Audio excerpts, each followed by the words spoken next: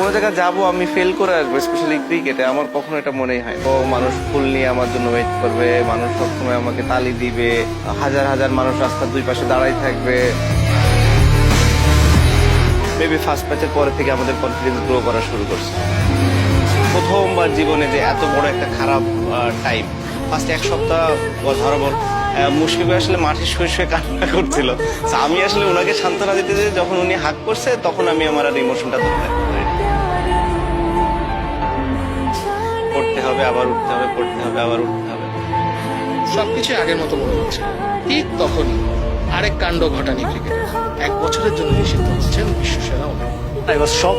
তার তো এই ধরনের ভুল করার কথা না। ছেলেটা বাকিদের থেকে একটু আলাদা। He wants to dominate. ক্রিকেটের চাইতেও আমি বলবো যে অনিশ্চিত তার mood swing. Is an international icon. বাংলাদেশে কিভাবে চলতে হয় ওটা জানা শিখছি ওই সাসপেনশনের পর থেকে।